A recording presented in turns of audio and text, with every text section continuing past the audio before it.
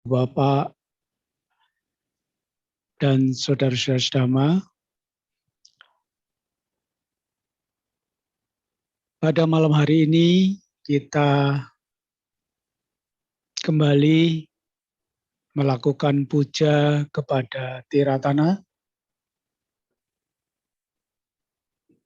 di Wihara Dhammasuka Poluit.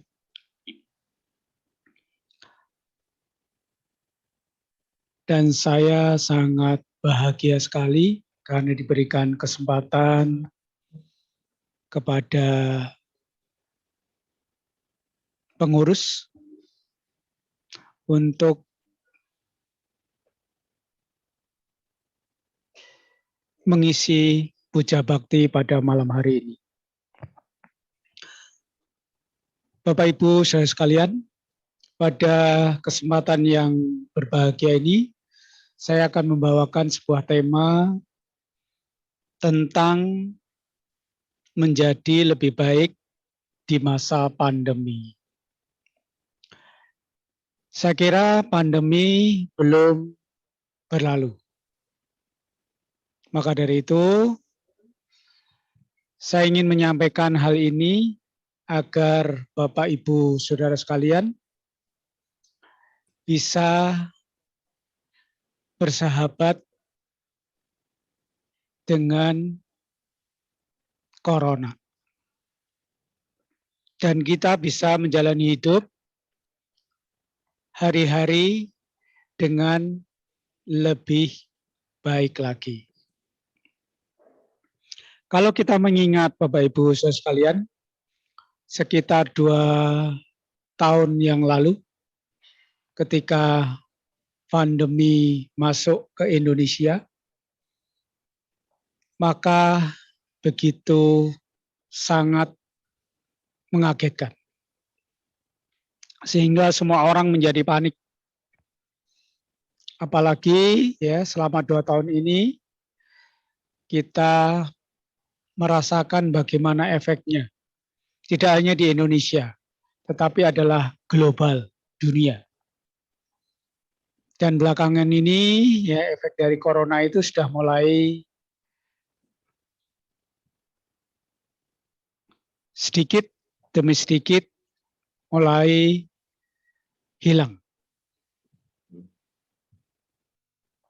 Tetapi yang saya tekankan di sini Bapak Ibu, bagaimana menjadi lebih baik di masa pandemi.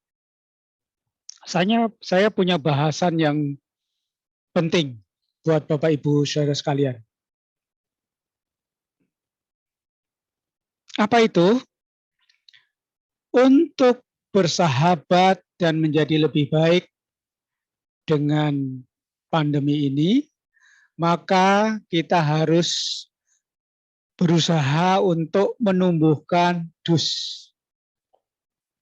Apa itu dus Bapak Ibu saudara sekalian? Dus itu kalau dieja menjadi D-U-S.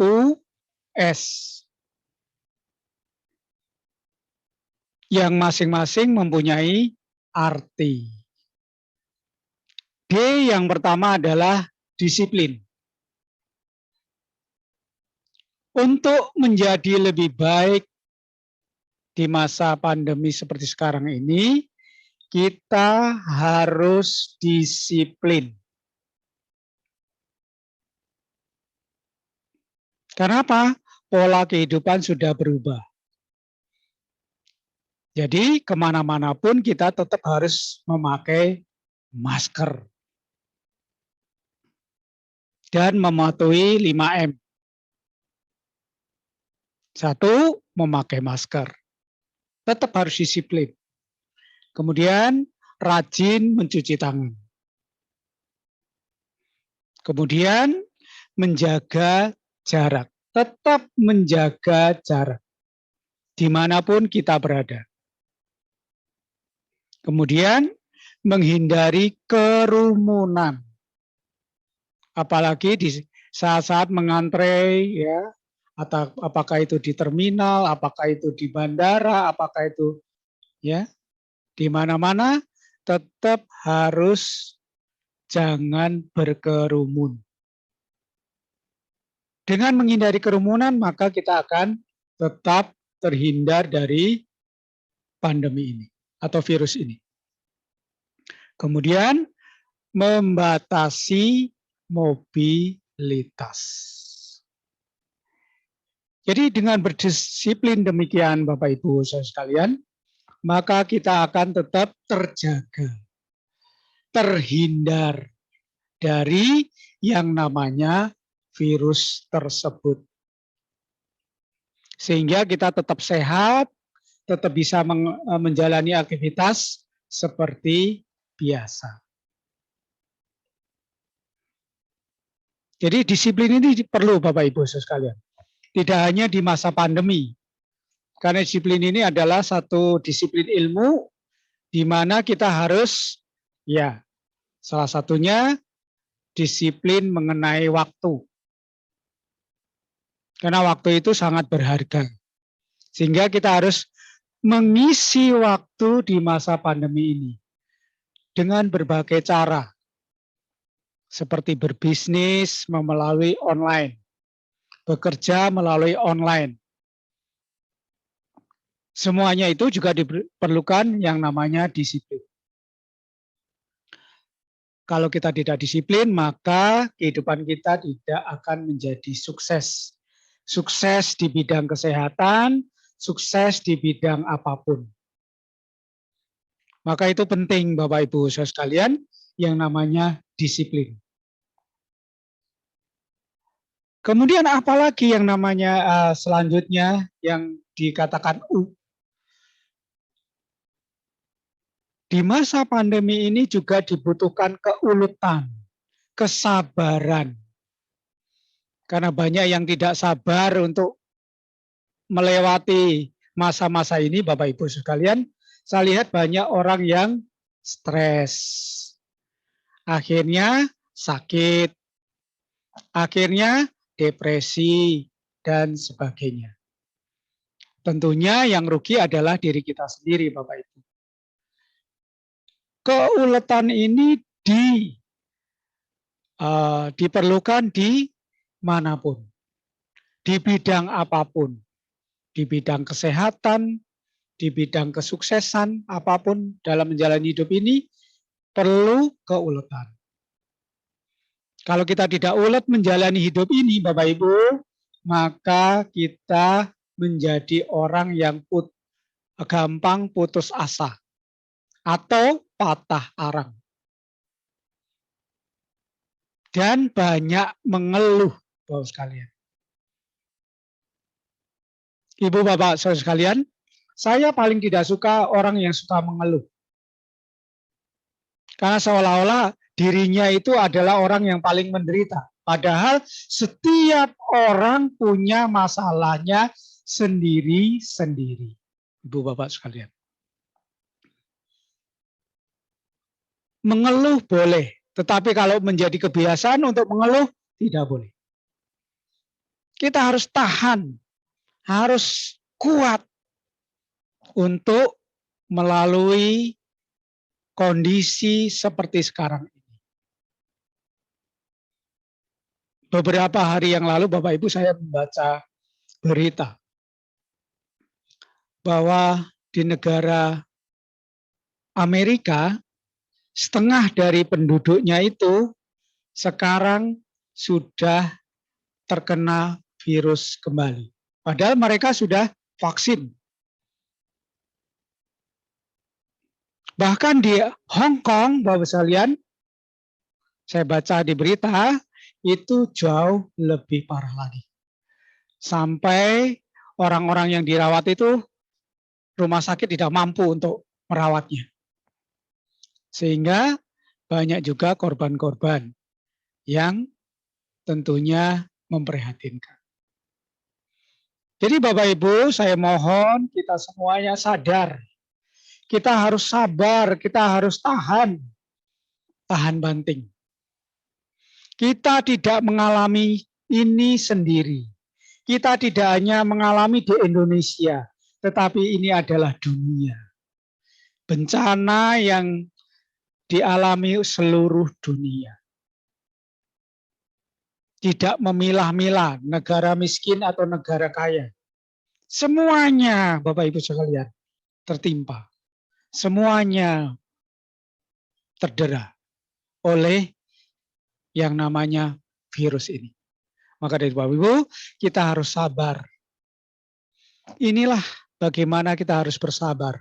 Bersabar untuk menanti supaya virus ini segera berlalu. Maka Bapak Ibu Saudara sekalian, kita harus berusaha untuk mempunyai motivasi bahwa apapun yang terjadi di dunia ini pasti berlalu. Kesulitan sesulit apapun, ya, sesukar apapun pasti berlalu. Bahkan kehidupan kita juga akan berlalu. Bapak sekalian. Maka kita harus sadar.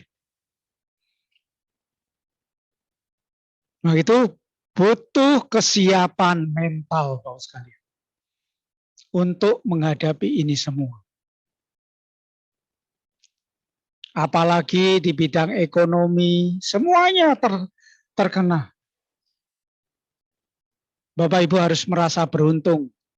Bisa kita lihat orang-orang yang di bawah sana yang harus bekerja keras, ya, mencari nafkah untuk mencari makan dan sebagainya.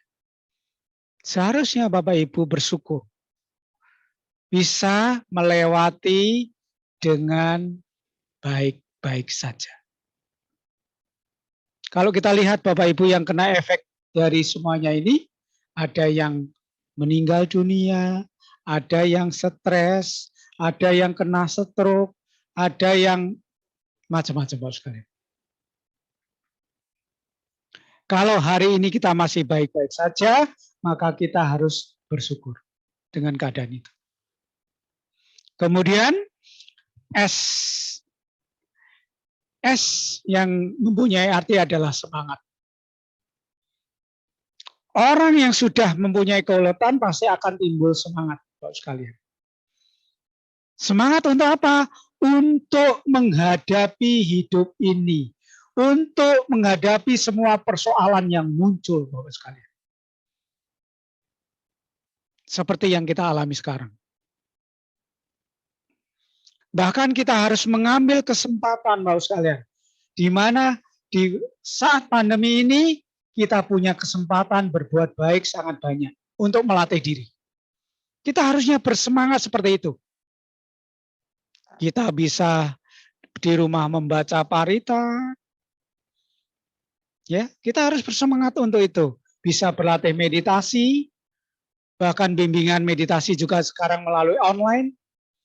Kita bisa pilih siapa atau guru yang mana atau pembimbing yang mana supaya kita bisa maju meditasi kita.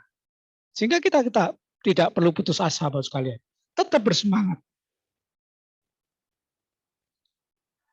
Ciri orang yang bersemangat Bapak Ibu, kita bisa lihat selalu energik walaupun dalam kondisi seperti apapun. Tetap berolahraga walaupun tidak sebebas sebelum pandemi. Ya.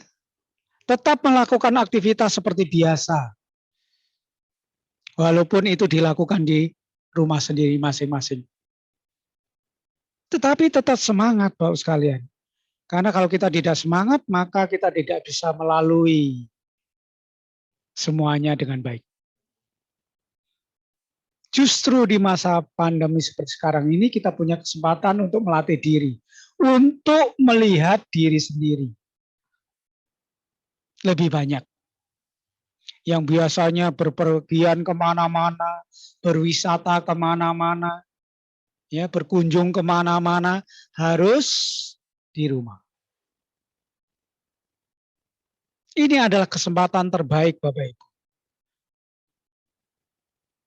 Kita harus bersemangat untuk menjalani hidup ini. Karena kalau tidak bersemangat, maka yang terjadi adalah keputusasaan. Dan semuanya akan berakhir dengan yang namanya penderitaan.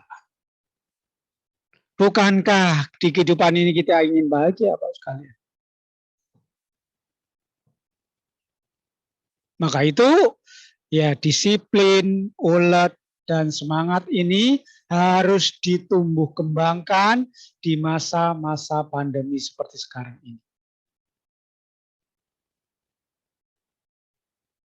Kita tidak boleh berputus asa. Kita tidak boleh patah semangat. Harus bersemangat. Karena apa? Yang menjalani seperti ini tidak sendiri.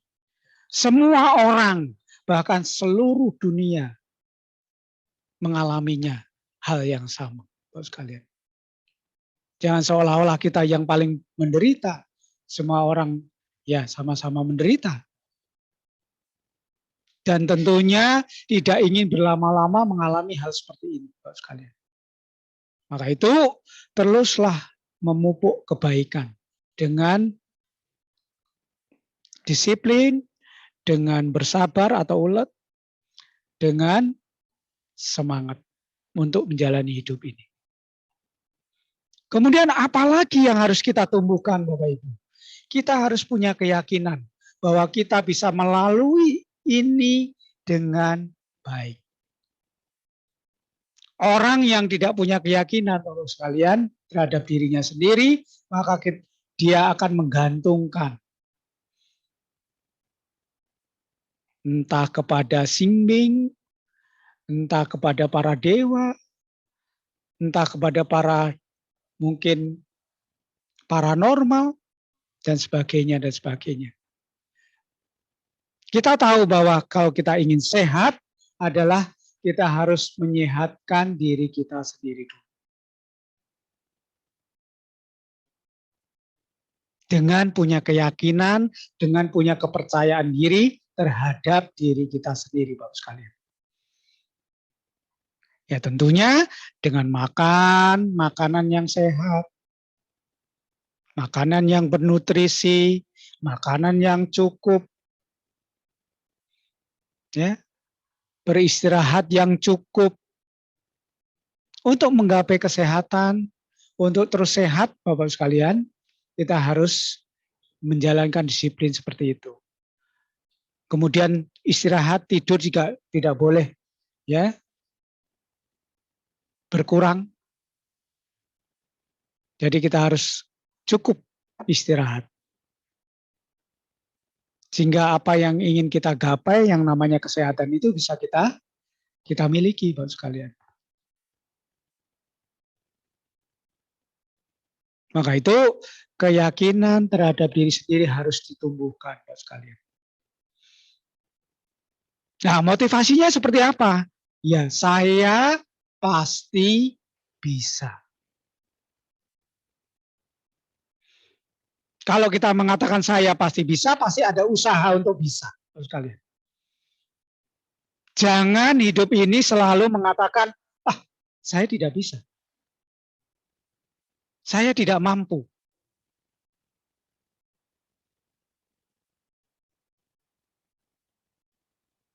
Akhirnya ketika Bapak Ibu termotivasi mengatakan saya tidak bisa, saya tidak mampu, selama itu juga tidak akan bisa dan tidak akan mampu, Bapak sekalian. Maka punyailah hidup untuk motivasi hidup untuk saya mengatakan saya pasti bisa. Saya pasti mampu, Bapak sekalian. Tanamkan itu di dalam pikiran kita, di dalam batin kita.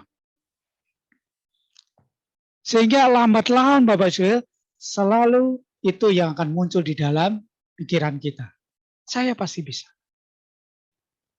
Dan tidak terasa ternyata memang akhirnya bisa dan mampu menyelesaikan tugas itu.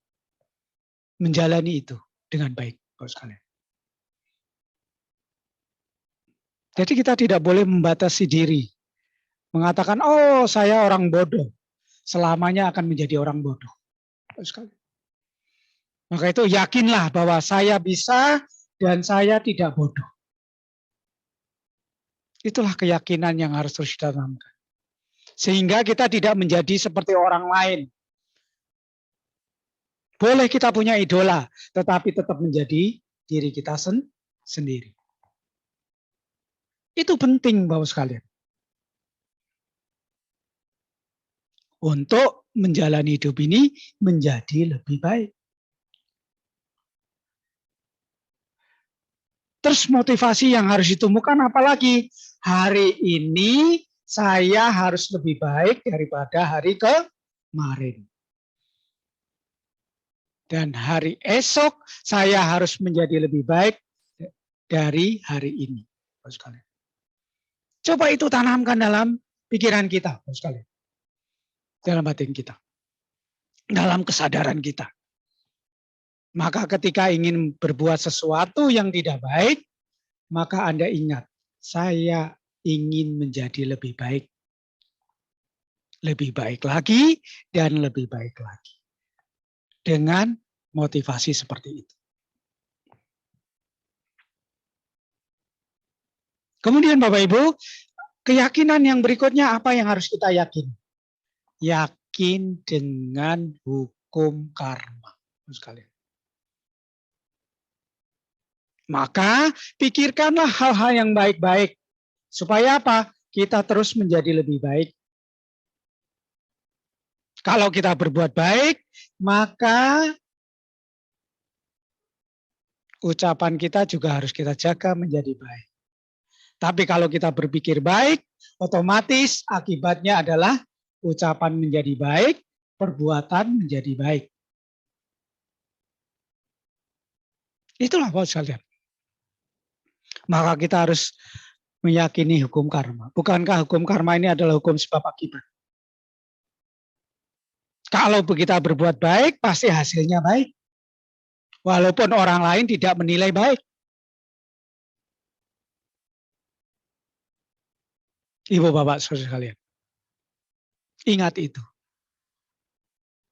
Jadi kalau kita berbuat baik, otomatis yang buruk itu tidak muncul. Jadi selama pandemi ini kita harus menjaga pikiran kita tetap baik. Menjaga ucapan kita tetap baik. Menjaga perbuatan badan jasmani kita tetap baik. Sehingga apa? Yang buruk-buruk tidak muncul. Sekalian. Karena kita yakin ketika kita menjaga pikiran, ucapan, dan perbuatan, maka hasilnya semuanya baik. 3 pintu kita jaga dengan baik. Maka pasti hasilnya adalah kebaikan atau kebajikan. Bante, saya ingin menjadi orang baik. Ya berbuat baik. Tidak ada cara lain. Kalau Anda ingin menjadi orang baik tapi ngomongin orang. Gosipin orang. Gimana Pak Biswalik? Dan sekarang ini harus hati-hati juga dengan jari-jari kita. Tidak hanya pikiran, tidak hanya ucapan, tidak hanya perbuatan, tetapi jari-jari kita. Ketika pegang gadget, HP, hati-hati Pak sekalian. Ini jari sehingga bisa menjadi sumber kebaikan, tapi jari ini juga bisa menjadi sumber keburukan. Mengumpat melalui WA atau apalah istilahnya. Dan perlu saya ingatkan lagi, sekarang ini juga ada undang-undang namanya Undang-Undang IT. Hati. Sekalian.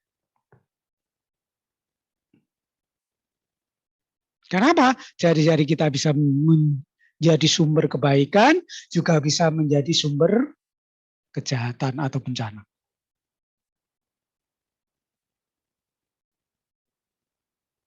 Kalau kita betul-betul meyakini hukum karma, sekalian, kita akan lebih berhati-hati menjalani hidup ini. Karena apa? Karena kalau kita berbuat baik, hasilnya pasti baik. walaupun orang lain tidak menganggap apa yang kita lakukan baik.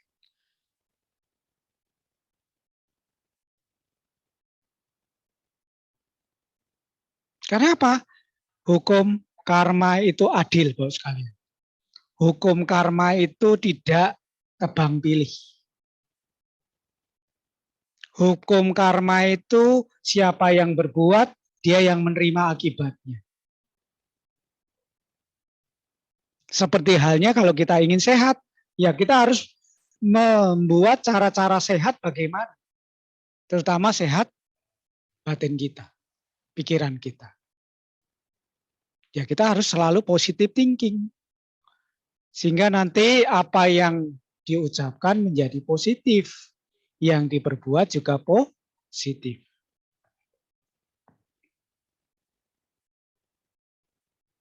Satu ketika Bapak Ibu saya pernah berdebat dengan seorang profesor.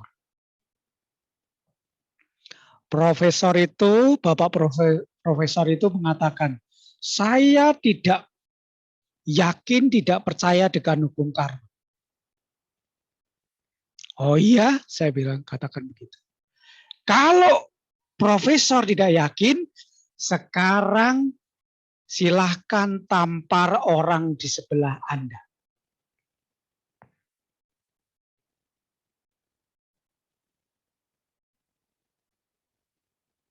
Bukankah langsung berakibat, Bapak sekalian? Betul tidak? Pasti langsung berakibat. Begitu kita menampar orang di sebelah kita, pasti karma itu langsung berbuah.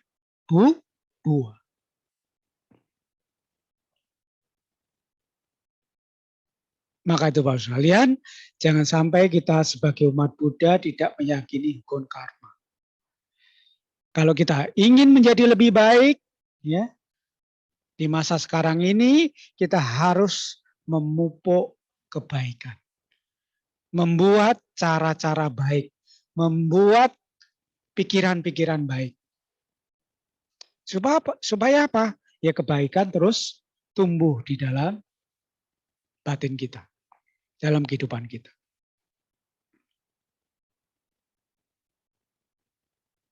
Jadi seperti itu Bapak sekalian. Jadi kalau Anda tidak yakin, sekarang silahkan Anda tampar orang-orang yang di sebelah Anda. Pasti langsung berakibat. Saya yakin itu 100%. Maka itu Bapak sekalian, ya, keyakinan terhadap hukum karma ini menjadi baku. Karena hukum karma ini tidak hanya berlaku untuk umat Buddha, tetapi semua orang, semua makhluk, Bapak sekalian.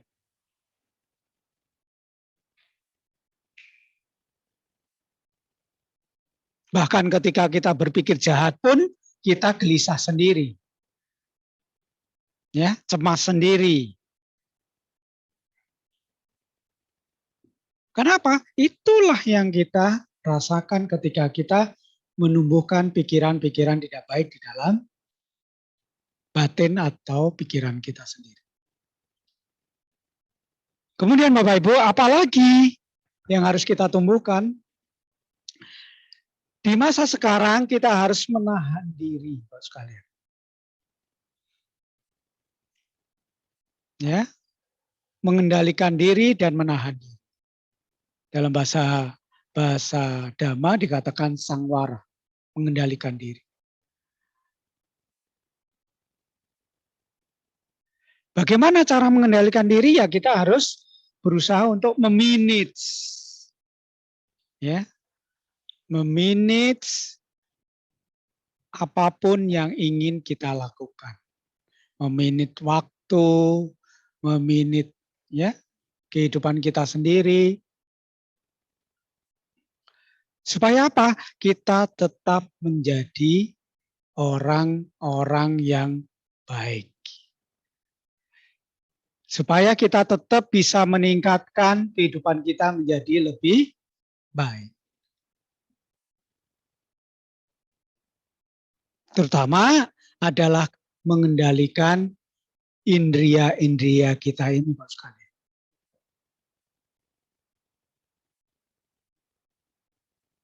mata, telinga, hidung, mulut atau lidah, kulit, ya, atau sentuhan, semuanya harus dikendalikan, Bapak sekalian. Dan pikiran kita, batin kita. Karena apa? Semuanya bersumber dari yang namanya pikiran.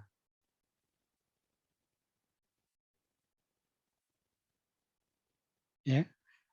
Coba Bapak Ibu, kalau kita melihat sesuatu, kita inginnya melihat sesuatu yang kita senangi saja. Ya kan? Ketika kita melihat musuh kita, apa yang timbul? Apa yang muncul, Bapak sekalian? Yang muncul adalah kebencian, ketidaksenangan, engganan, keengganan, dan sebagainya. Maka dari itu Bapak Ibu, mata ini juga harus dikendalikan. Supaya apa? Tetap menjadi baik. Ibu Bapak, contoh real dalam kehidupan sehari-hari, orang bisa punya will, orang bisa punya pil, itu dari mana? Dari mata, Bapak sekalian. Orang peribahasa mengatakan dari mata turun ke hati. Akhirnya apa Bapak sekalian yang terjadi? Falling in love. Jatuh cinta. Bapak sekalian. Terjadilah hubungan-hubungan terlarang. Itu karena apa? Karena kita tidak bisa mengendalikan mata kita. Bapak sekalian. Kemudian melihat sesuatu yang misalnya di tempat sepi kita melihat barang yang menarik. Misalnya handphone atau barang-barang berharga lainnya, ya perhiasan, yang tadinya tidak ada niatan, terus sekalian, karena kontak dengan mata, kemudian timbul ingin mengambil, memiliki, kemudian niat ada usaha untuk mengambil, mencuri, terus sekalian. Itu juga karena ada mata ini, Bapak sekalian. Maka bahaya sekali kalau kita tidak bisa mengendalikan mata kita.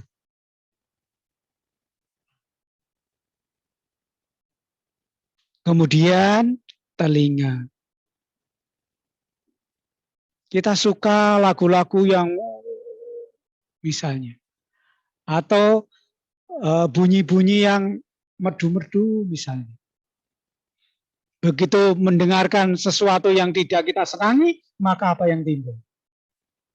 Keengganan, ketidaksukaan, Bapak sekalian. Itu juga menjadi sumber ketidakbaikan. Dan itu kita perlu waspadai Bapak Ibu. Maka itu kalau orang yang sudah batinnya maju, dia hanya mendengar sekedar mendengar. Tidak memasukkan sampah melalui telinganya. Bapak sekalian. Ini sekarang banyak terjadi di mana-mana. Karena membaca sesuatu yang tidak dia sukai, menjadi jengkel, menjadi marah, menjadi emosi, menjadi dendam, dan sebagainya. Begitu juga dengan mendengar. Begitu mendengar, oh, kata-kata yang tidak menyenangkan. Misalnya umpatan, makian, segala macam. Maka reaksi dari pikiran kita itulah yang membuat kita menjadi orang yang tidak baik.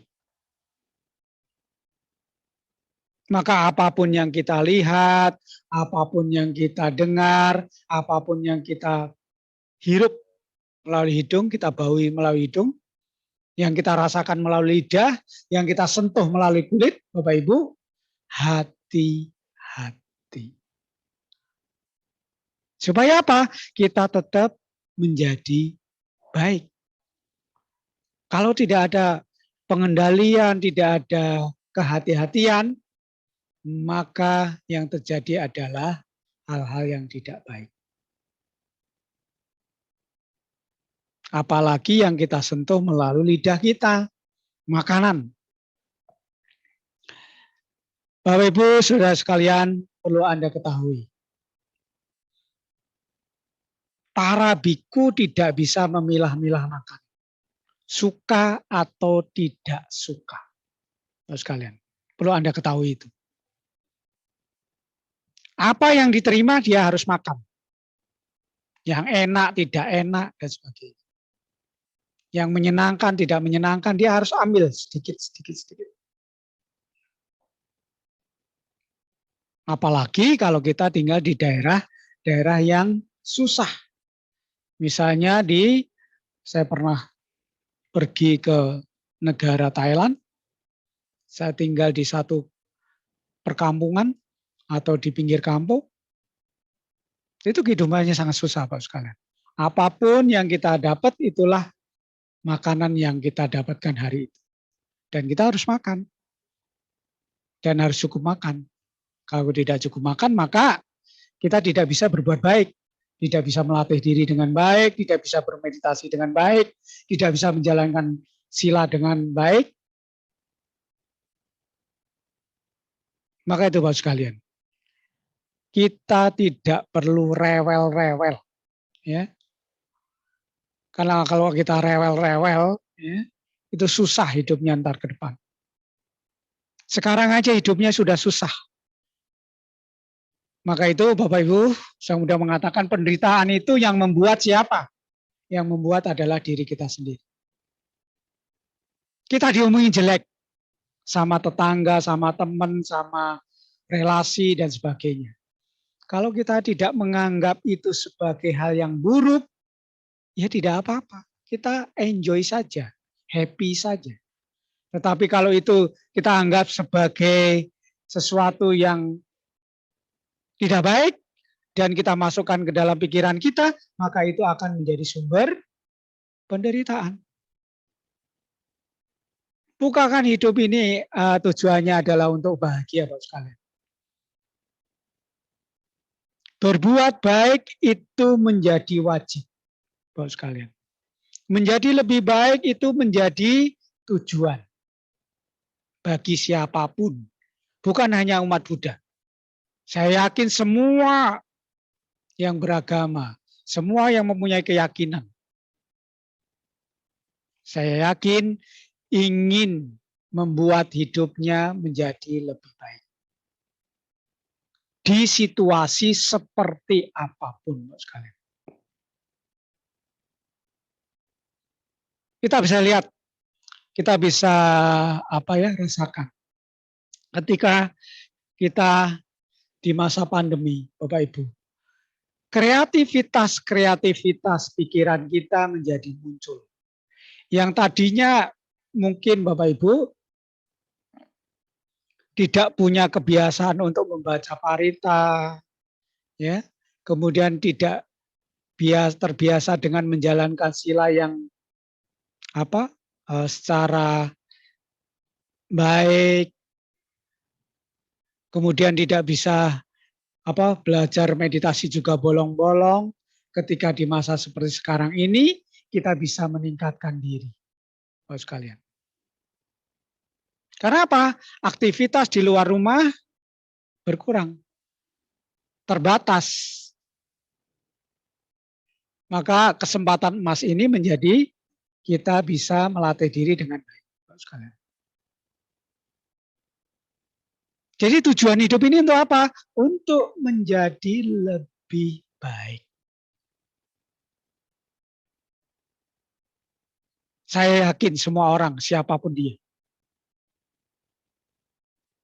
hidup di dunia ini hanya untuk menjadi lebih baik dari sebelumnya, sekalian. Tidak ada orang memilih, saya ingin menjadi lebih buruk, berarti maka saya selalu berpikir jahat, berucap jahat, ya, berperilaku yang jahat, bertindak yang jahat. Itu namanya orang yang tidak bermoral. Maka ciri-ciri Bapak Saudara, orang yang ingin berhasil menjadi lebih baik Bapak Ibu, dia akan berkali-kali gagal tetapi terus bangkit.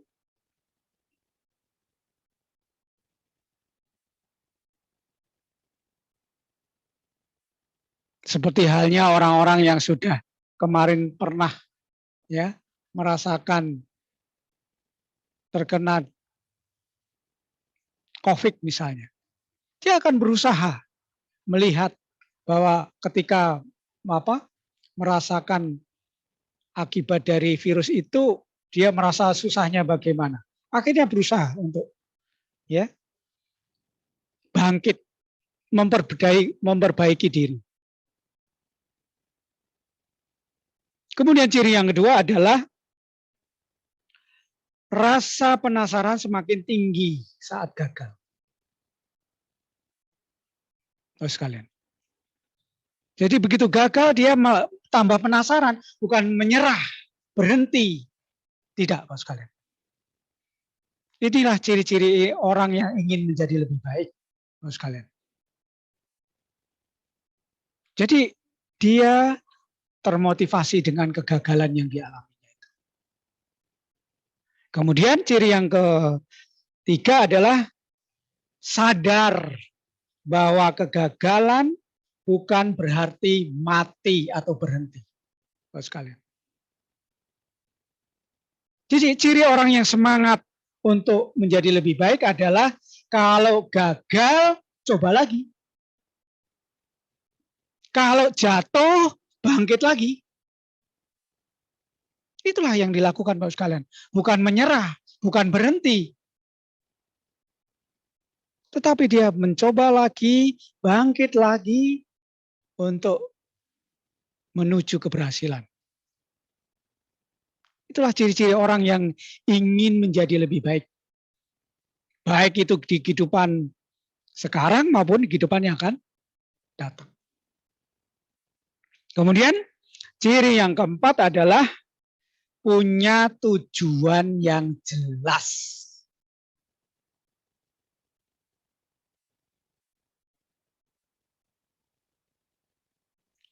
Tujuannya apa?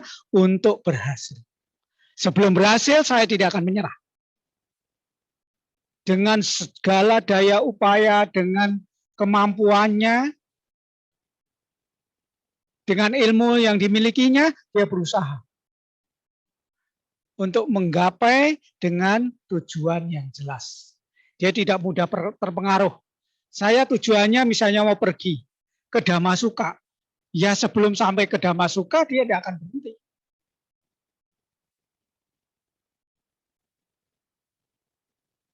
Begitu Pak sekali. Jadi punya tujuan yang jelas. Seperti halnya saya ingin hidup bahagia, saya ingin menjadi lebih baik. Sebelum benar-benar menjadi baik, baik lahir maupun batinnya, dia akan berhenti.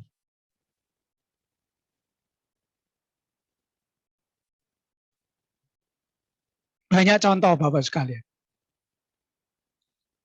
Banyak orang berteori, tetapi tidak mau praktek. Artinya apa? Bahwa dia punya disiplin ilmu, tetapi tidak punya tujuan yang jelas. Kemudian ciri yang berikutnya adalah tahu bedanya masukan positif dan masukan yang negatif. Bapak Ibu, di dunia ini ada kritikan. Kritikan yang membangun dan kritikan yang menghancurkan, menjatuhkan. Jadi Bapak Ibu harus jeli, apalagi di masa-masa seperti sekarang ini. Bukankah banyak ya orang ya termotivasi untuk menanam modal, ya bisnis online misalnya, yang seperti kemarin-kemarin yang lagi ramai itu. Ternyata apa? Menipu kan, Bapak sekalian. Terobsesi untuk menjadi cepat kaya dan sebagainya dan sebagainya. Akhirnya nanam modal, uang tidak kembali, hilang. Itu artinya Bapak Ibu ya tidak bisa pandai memilah mana masukan yang positif, mana masukan yang negatif. Kemudian apa lagi, Bapak sekalian? Jadi yang diperlukan yang terakhir ada ciri yang terakhir adalah teguhnya pendirian. Jadi tidak mudah goyah. Mau iming-iming seperti apapun karena kita sudah punya tujuan yang jelas, sebelum sampai, sebelum tercapai, kita tidak akan berhenti. Itu Bapak sekalian. Jadi Bapak Ibu saudara sekalian, jadi marilah kita berusaha untuk menumbuhkan ya hal-hal yang baik daripada kita ya bergosip ria ya, kemudian membuat berita-berita yang tidak baik, membuat konten-konten yang tidak baik. Lebih baik kita memanfaatkan waktu kita karena kita tidak tahu besok akan terjadi apa dengan kita. Jadi saya kira itu Bapak Ibu saudara sekalian yang saya sampaikan pada malam hari ini, dan akhirnya ya saya ucapkan semoga Bapak Ibu saudara sekalian tetap berjuang ya, tetap menjadi lebih baik sampai akhirnya pandemi ini akan berlalu. Dan semoga Bapak Ibu saudara sekalian berbahagia dan semoga semua makhluk berbahagia. Sapi sata bawantu suki tata. Bante, tadi saya dengar bahwa kita selama lagi pandemik ini, COVID, kita bisa sebenarnya harus berbuat baik lebih banyak. Pertanyaan saya, berbuat baik kepada diri sendiri dalam artian kita bermeditasi, kita membaca parita, sama berbuat baik kepada untuk orang lain, mana yang lebih baik, Bante?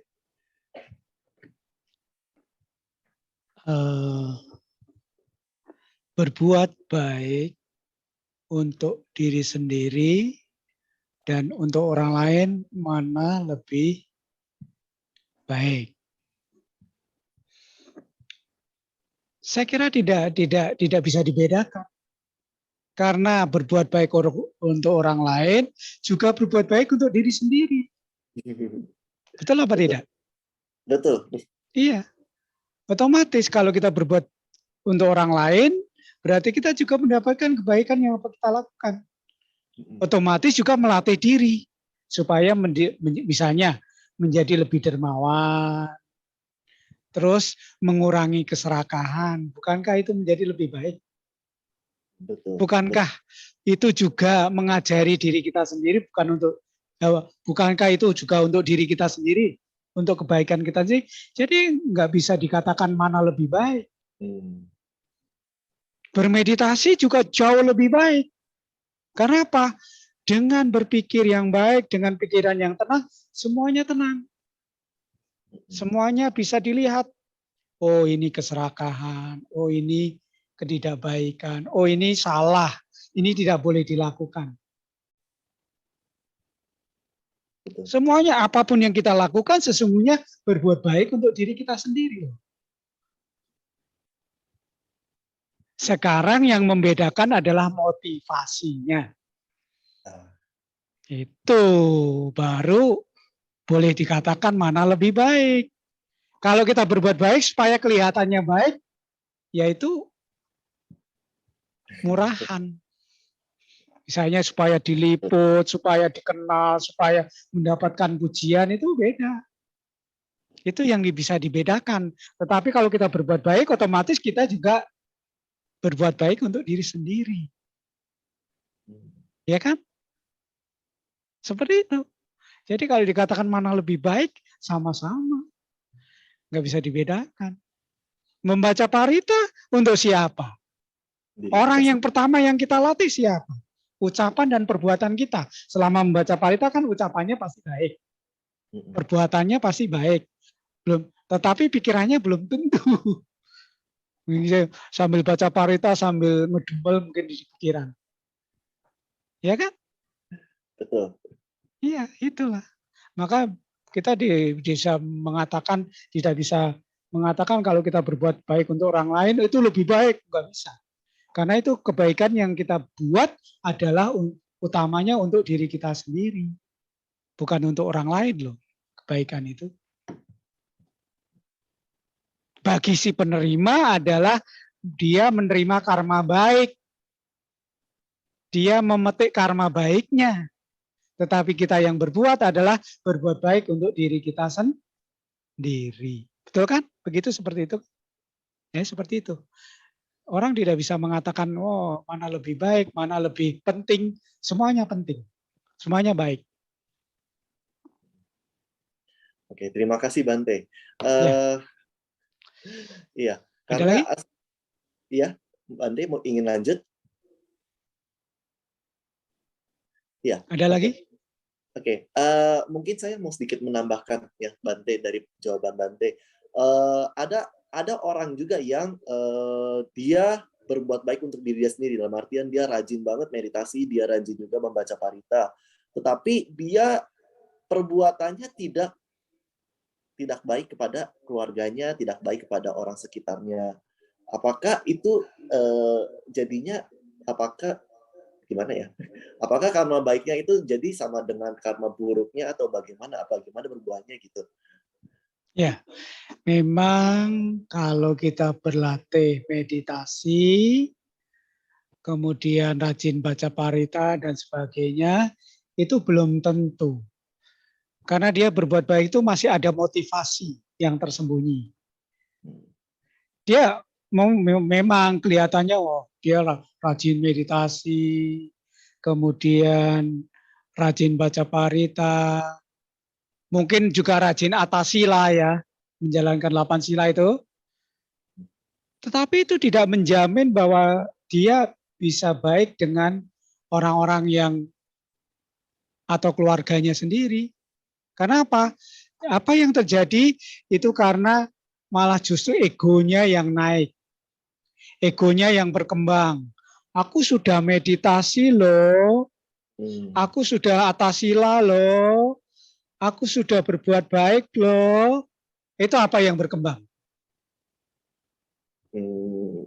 Pikiran buruknya juga secara tidak langsung. Iya. Maka dari itu orang yang rajin belum tentu dia tersentuh sampai ke dalam. Karena kalau orang itu betul-betul meditasi, ini saya contohkan yang sebenarnya, dia tidak ada muncul kesombongan. Dia akan selalu mengalah. Karena dengan mengalah itu memenangkan dirinya sendiri. Coba kalau sama-sama ngotot misalnya. Aku kan sudah meditasi misalnya. Kamu kan belum. Apa yang muncul? Kesombongan kan? Iya, betul. Berarti dia belum, meditasi itu belum menyentuh nuraninya dia, batinnya dia. Hanya formalitas, tahu nggak? Ini saya berikan contoh. Saya pernah ketemu kasus. Ini orang kalau meditasi bisa duduk seharian. Wow. Dari pagi sampai sore. Dia tidak bangkit dari tempat duduknya, tidak bergeser. Wow. Tetapi ini orang, ya, orang ini begitu sudah tidak meditasi lama, apa yang terjadi? Dia ternyata perang batin. Akhirnya dia depresi. Ketika dana makan, semua makanan yang mau dipersembahkan kepada para bante itu diicipin semua sama dia pakai jarinya. Apa yang terjadi?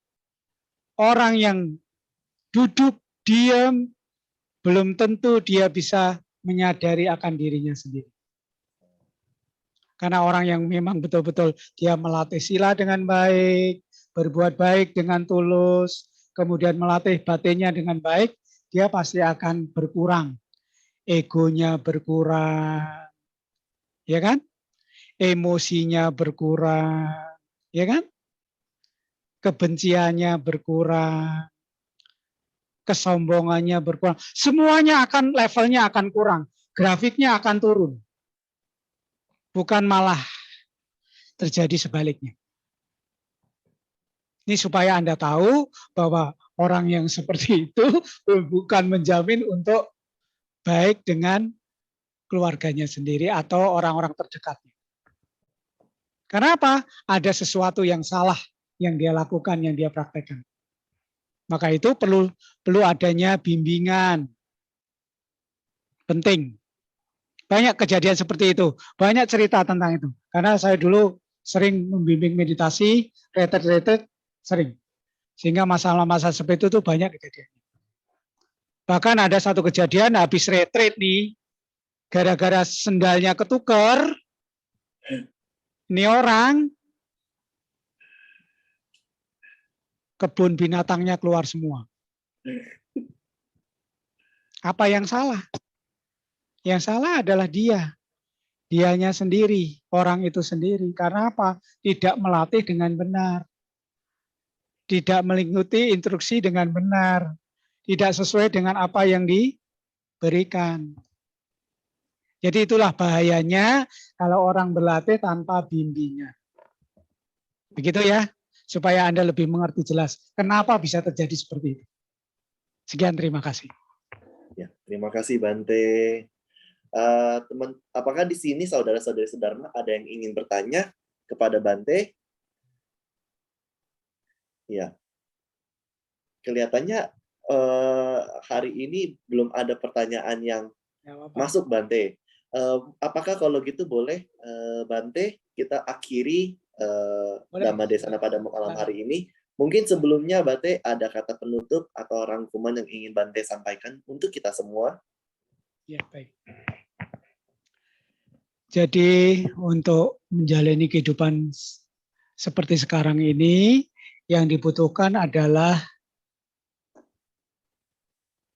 niat atau kemauan yang sungguh-sungguh untuk menjadi lebih baik setiap saat. Karena kalau tidak, maka kita akan terpengaruh dengan yang kita lihat, yang kita baca, ya, yang kita tulis dan sebagainya. Kenapa? Sekarang ini dunia medsos ini tidak bisa dibendung. Banyak pengaruh-pengaruh yang kurang baik ya dari medsos itu. Jadi semuanya tergantung pada diri kita sendiri. Kita akan menjadi lebih baik atau yang lainnya.